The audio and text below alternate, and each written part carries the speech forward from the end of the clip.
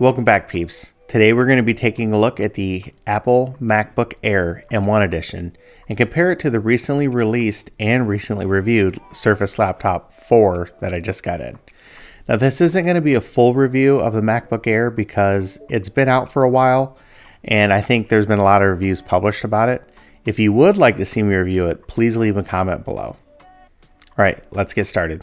The MacBook Air I picked up is the space gray color with the Apple M1 8-core CPU and 7-core GPU. I also upgraded the RAM from 8GB to 16GB of unified RAM. It's got 256GB SSD, and it's a 13.3 inch Retina display at 2560 by 1600 resolution. As you know, if you watched my previous review, the Surface Laptop 4 that I picked up is the platinum color with the Alcantara keyboard base. The Ryzen 5 4680U, I upgraded that to 16 gigs of RAM as well, and that also comes with the 256GB SSD.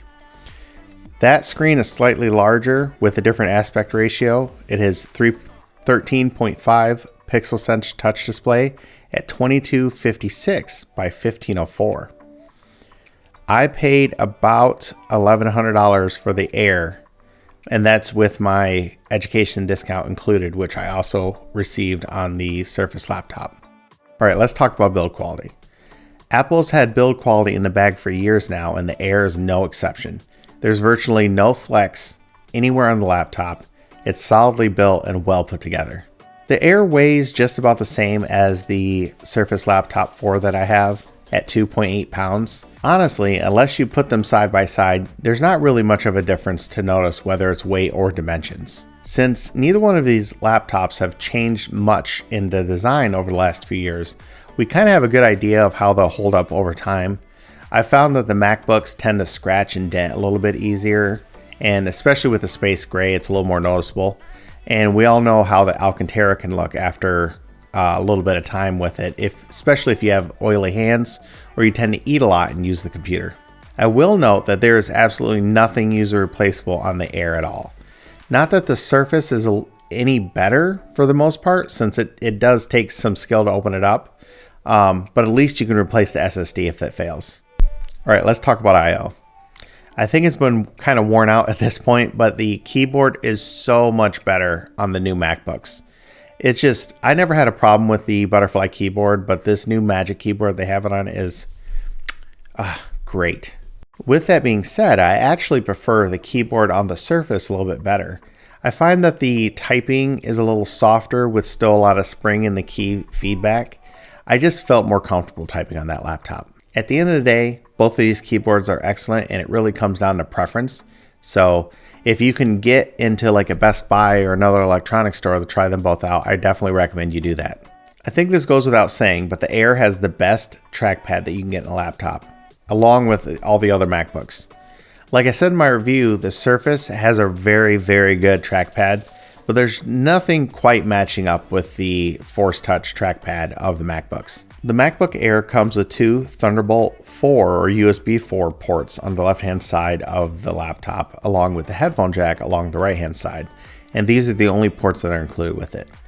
Now, like I said with my Surface review, I think the Surface has just enough ports to get by if that's all you're using it for, and there's no denying that the Air will have a more versatile port to use as time goes on. I think one of the big downsides that I find with it is they're both on the left-hand side of the laptop, and you have to use one of them to charge. So unless you're using a dongle, then you're kind of stuck with one port left, and you're kind of forced to use dongles at that point. I think another place that the Air has the Surface Laptop 4 beat in is display quality. The display not only gets brighter, it has better contrast ratio and better color accuracy. I will say I did prefer the 3:2 aspect ratio of the Surface Laptop. It's just I prefer that for like work productivity and stuff. At 16:9 screen ratio on the MacBook, it's a really good compromise between the two, and I enjoyed using this laptop a lot. Just like the Surface Laptop, the Air bezels are thick, and they stand out in 2021. Now there's a rumored redesign of the MacBook line, so we'll have to see what they look like when they get released. 6 months into the life of the new MacBook Air and the MacBook Pro 13-inch, there's no denying that the M1 chip is a powerhouse. There's nothing that really compares in this price point, whether you're talking about a Windows computer or an Intel-based MacBook. The performance is just outstanding. It blows my mind, honestly. But at the end of the day, in everyday use, the Surface and the Air are blazing fast. I also ended up using this as my everyday computer for work and everything else, just like the Surface. And the Air had no issues whatsoever running all my programs and apps for work, and also worked flawlessly for fun as well. Battery life on the Air was outstanding. I was able to get through 2 full work days on this laptop, plus using it for a few hours each day after those work days. The Air's got the Surface beat by far in battery life. Although I do think that the Surface has good battery life for a Windows computer, it just can't touch the 19 hours or so I got on the Air in real world usage. The microphone and the webcam compared favorably to the Surface, and both looked equally good in my eyes. I'll insert a small video of me using the webcam and using the built-in microphone of the Air so you can take a look at it. What's up, guys? This is a test of the MacBook Air M1 web camera and the microphones included. I'm sitting at my normal YouTube setup, as I'm sure you can see. So it's pretty well lit, so this is what you kind of expect in this environment. It also should come to no surprise that the Air has excellent speakers. They're not quite as good as its big brothers, the Pro 13-inch and the Pro 16-inch, but they sounded really good, and they did sound better than the Surface laptops. I'll insert a audio clip or a video here demonstrating the speaker quality.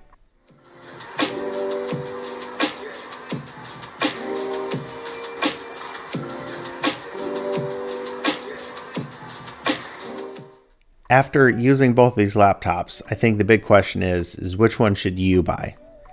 I like them both a lot, but there's no denying that the Air has better performance, better ports, arguably a better keyboard depending on what your preference is, better display, slightly better build quality, and I think it's the one I'd recommend for most people. Now, if your workflow requires a Windows computer, you really can't go wrong with this thin and light Surface Laptop 4. And I enjoy it. I actually tend to use it a little bit more than I do the MacBook, but I'm a little more comfortable with Windows. But like I said, the Air is definitely the one I'd recommend out of the two. All right, I really enjoyed taking a look at these two laptops, and if you enjoyed it as well, please consider hitting that subscribe button and that like button. And if you want to keep up to date on all the videos I release, also hit that bell notification icon. I appreciate you guys stopping by low on cash. See you next time, peeps.